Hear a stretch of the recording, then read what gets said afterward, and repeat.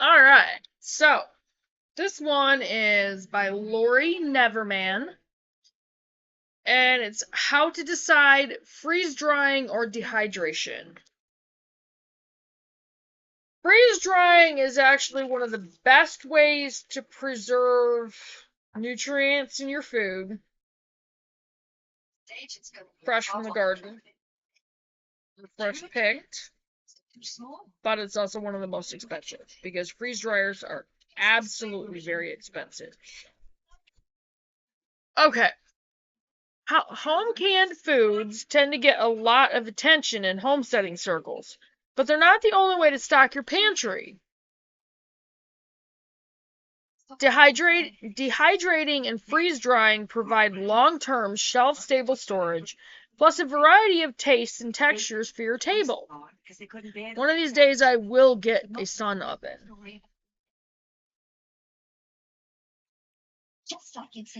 What's the difference between dehydrating and freeze drying?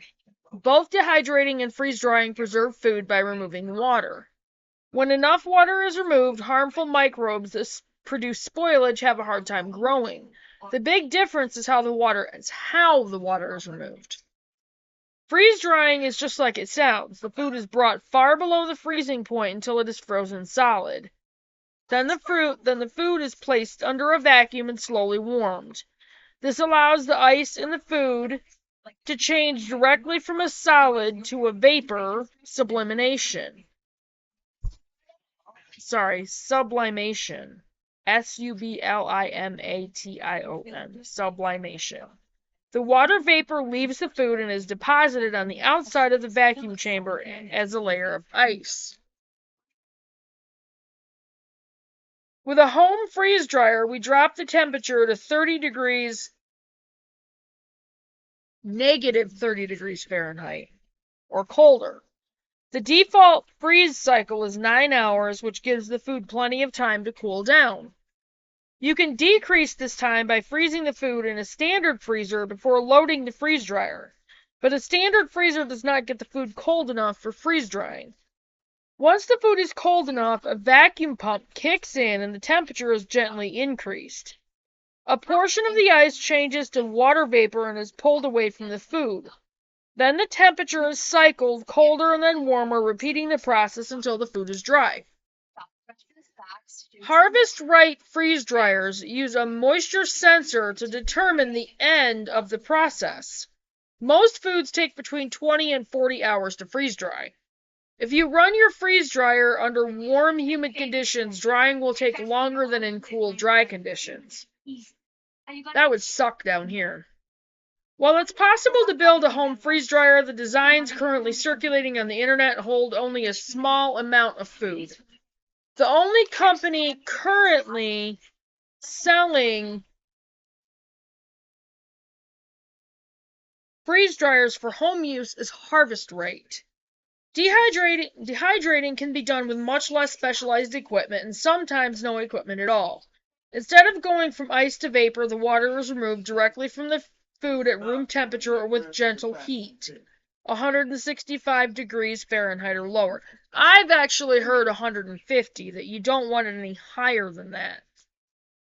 If you live in a dry climate, you may be able to spread the food out on drying screens or hang it to dry indoors or outdoors. A classic example of this is raisins, where grapes are clipped from the vine and laid out to dry in the sun. I recommend a commercial dehydrator because it allows you much more control over temperature and airflow. You can also dehydrate in an oven or even a microwave. I wouldn't do a microwave. That destroys the nutrients in it.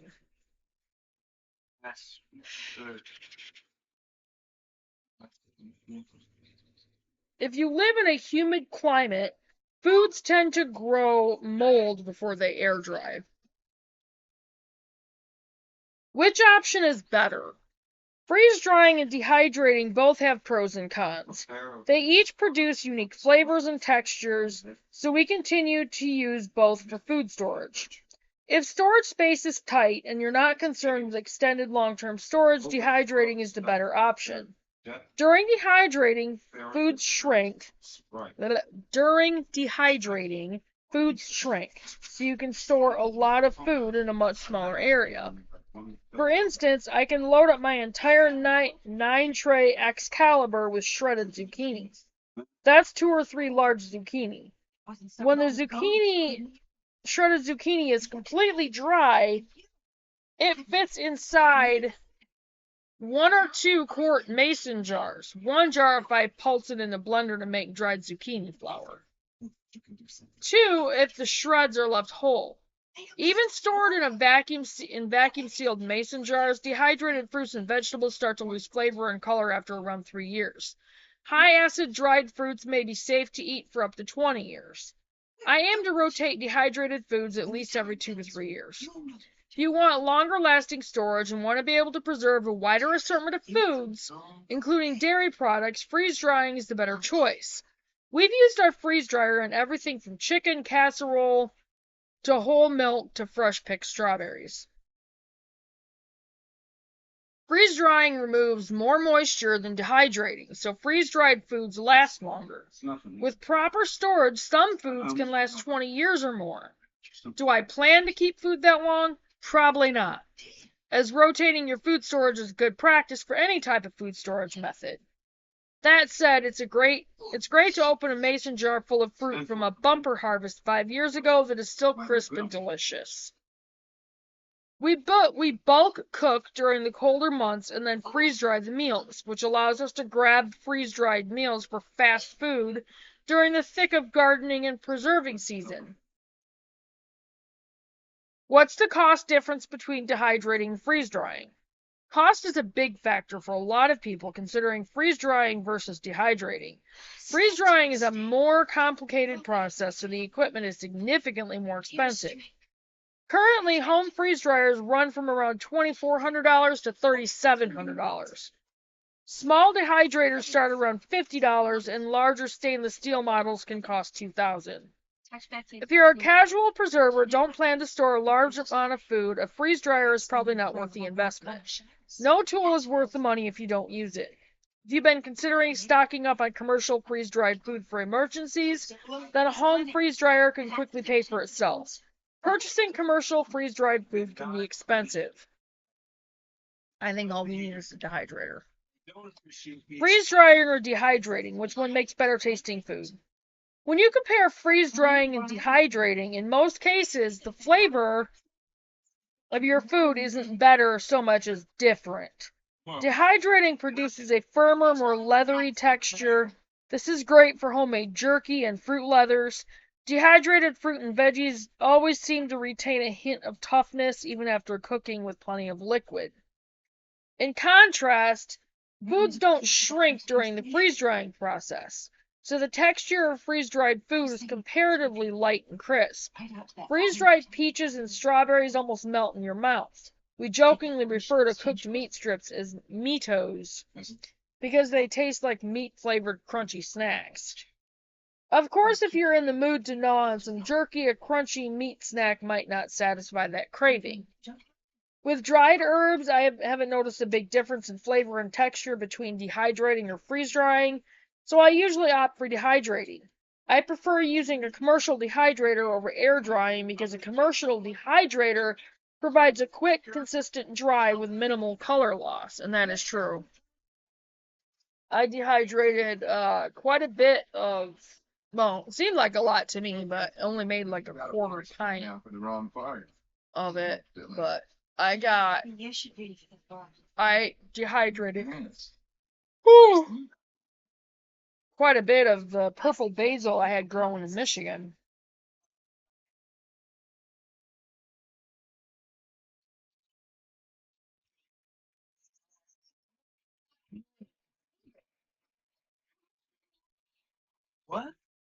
Freeze-dried foods absorb moisture from the air faster than dehydrated foods. If a package of freeze-dried food is left open to the air, it will start to soften. The leathery finish of dehydrated food keeps it from absorbing moisture. Is a freeze dryer or a dehydrator a better choice for homesteaders?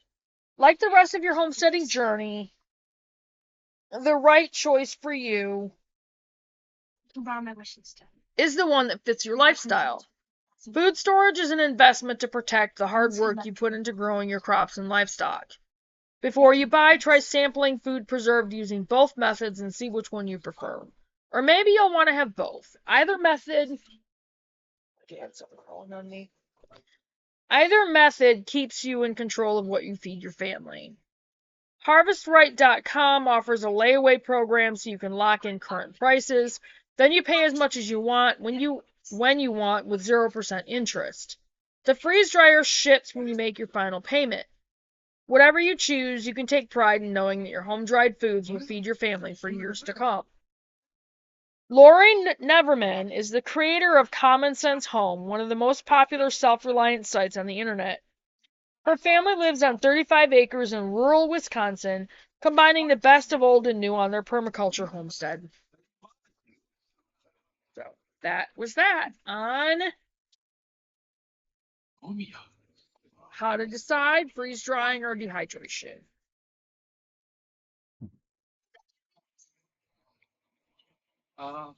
And I will go ahead and get this up there, and I will see you guys in the next video.